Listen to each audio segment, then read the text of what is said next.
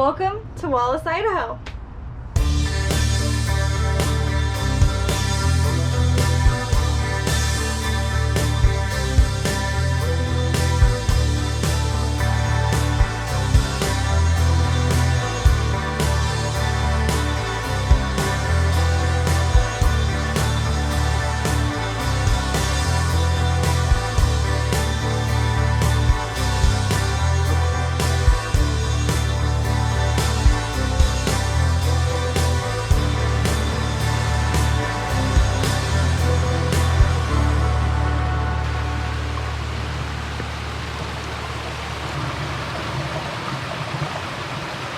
We're walking to the Pulaski Mine. Ed Pulaski was a firefighter. I believe he was a captain fighting the Great Idaho Fire of 1910. And we are walking up to his mine where he sought refuge with him and his men. I believe it was 45 men. Sought refuge from the encroaching fire. And they no sooner got into the tunnel than the flames swept over the trail that they were walking up. They don't know how long they had been in the tunnel, but they all had passed out from smoke inhalation. I think all but 5 survived.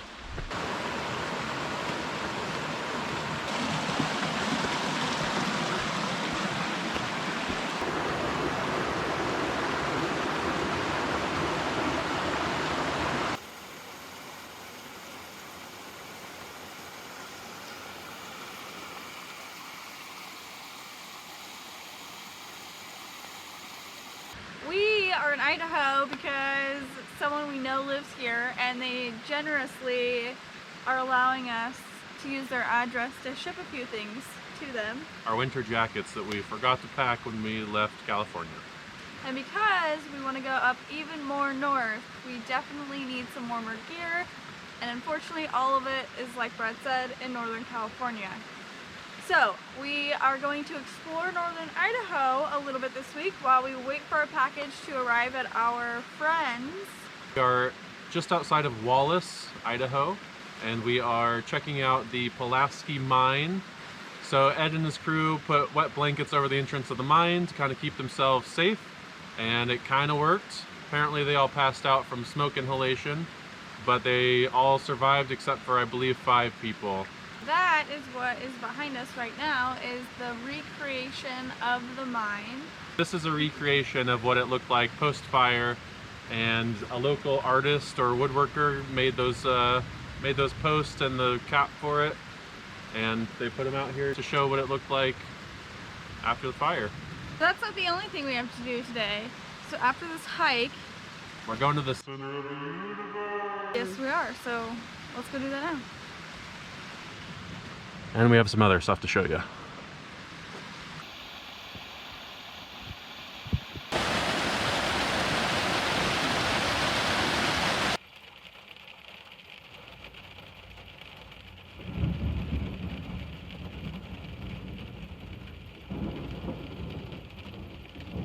We are only 84 steps away from the center of the universe. Let's go.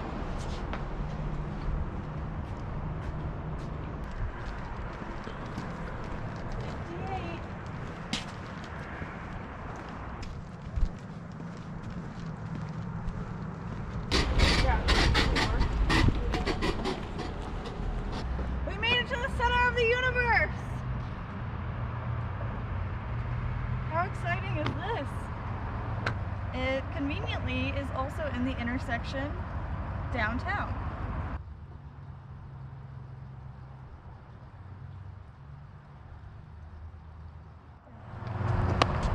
In 2004, the mayor of Wallace, Idaho, which is where we are at, declared this, the town of Wallace, to be the center of the universe. So, they put a manhole, a very decorative manhole down here. There's someone coming.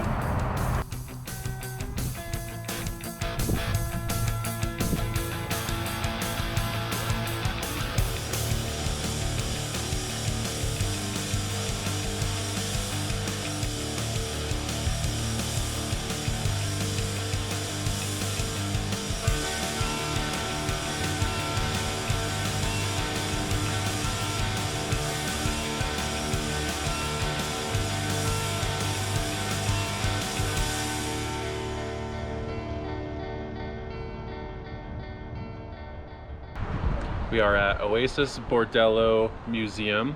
It used to be a brothel, and now it's a museum, but it's actually closed right now for the season, so we couldn't get in there. But it also apparently, from what I read online, has a Dante's Peak museum inside, which I really wanted to see, and I'm a little bummed that we can't get in there to see it. So maybe we'll have to come back. It was really cool to do some research online about Wallace and to find out that Dante's Peak was filmed here. I had no idea, and it was even cooler that we just happened to be in this town. In case you don't know, Dante's Peak is one of my all-time favorite movies. I love natural disaster movies. The filming of Dante's Peak apparently brought in $10 million to the community just from people buying food and paying for hotels and stuff. And they actually built up a bunch of fake facades all over the town to destroy later on. And a bunch of the town folk were actually extras in the movie, which is even cooler.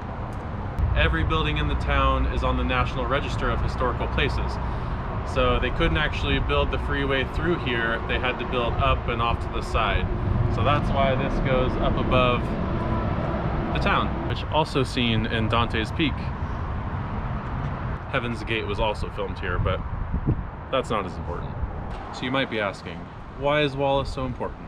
It was founded in 1884. It is still to this day the largest producer of silver, which is crazy, making it the richest mining town still in existence.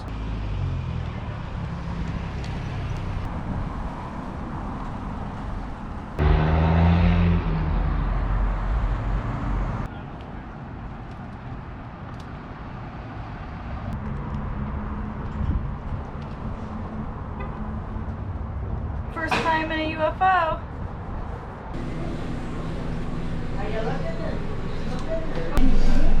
We are here at the Red Light Garage.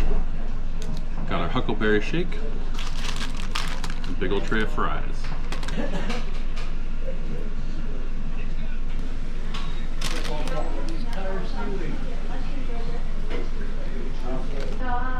So in 2002, a husband and wife bought this and turned it into the diner. And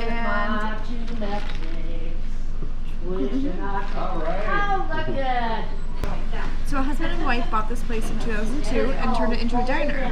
The whole collection started because he used 2 license plates to patch up some holes in the ceiling, and then a week later someone brought him more license plates to hang up.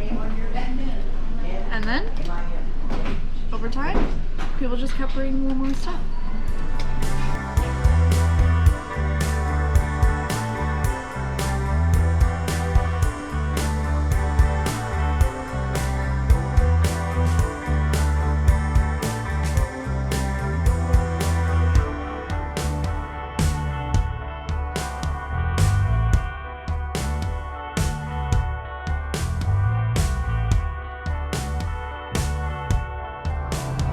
That's the trail we just did.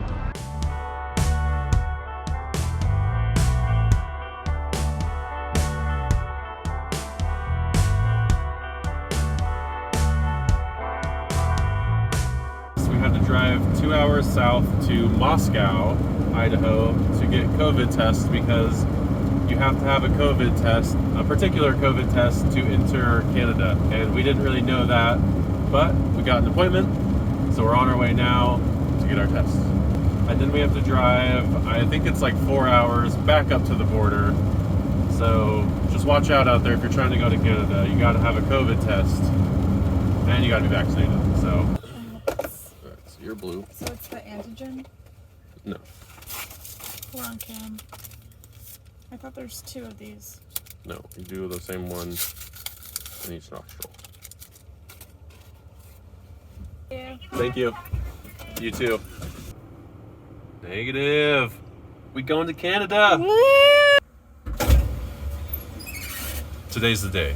We're going to Canada. Yes! We got some stuff we got to do, like laundry, Yes. shopping, water fill, Submit our paperwork. submit our paperwork. Let's get on it. Let's go.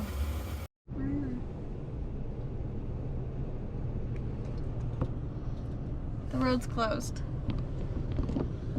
Made it all the way up to the border, and apparently it's closed. And all the research we did, nothing said anything about it closing at 5 p.m. So The road is closed 5 p.m. to 7 a.m. and right now it's 6:19 p.m. Shyla gets off at 5 p.m. and we raced up here not knowing. So I guess... And I get off work again at 5 p.m. tomorrow. 5 p.m. tomorrow. So maybe we do it in the morning. It opens at 7. 7, yeah. Anyway, so I guess we have to find a place to stay tonight somewhere. Hopefully this is our only failed attempt to get into Canada. But you have to submit a bunch of paperwork. And so we have to submit all of that again. Well, and tomorrow's the last day because it's the last day of our COVID tests. So we have to get in there tomorrow. So I guess it is the morning time. Try number 2. Woke up at 6:30 this morning to get to the border by 7. It just turned 7 o'clock. So let's go see if we get in Canada. It's our first time in Canada. How long do you intend to be in Canada for? Turning away from you. Alright. Made Made it to Canada. So it's about a half an hour after we've crossed the border into Canada. And we ran into a little hiccup. So for my work, I use a jetpack, which is a mobile hotspot. Got it from Verizon. I've been using it for the past few months. It works fine. We needed to make sure that our phone plan also worked in Canada, which it does. We specifically went to a Verizon store to make sure of that. For some reason, the hotspot or the jetpack, though, you know, they said might not work in Canada.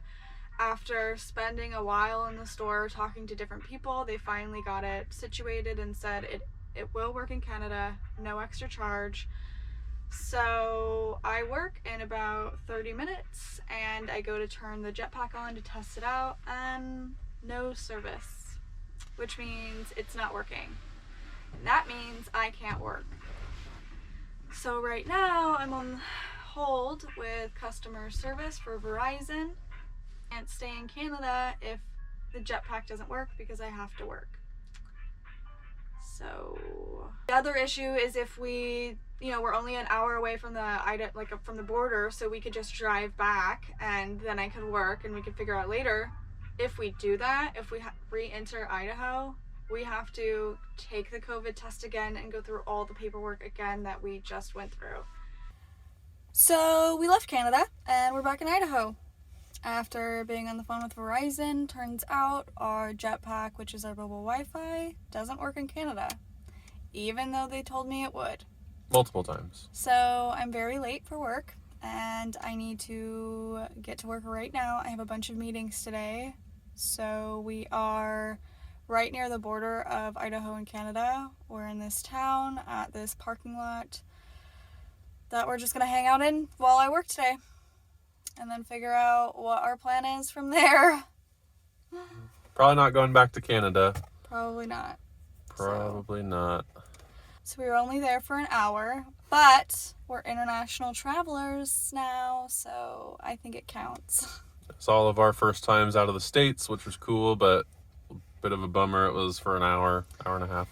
We got to go to a grocery store, but that was it. Yeah. So we don't really have a plan. I need to get to work right now, so we just kind of figure out what our next steps are. We'll let you know.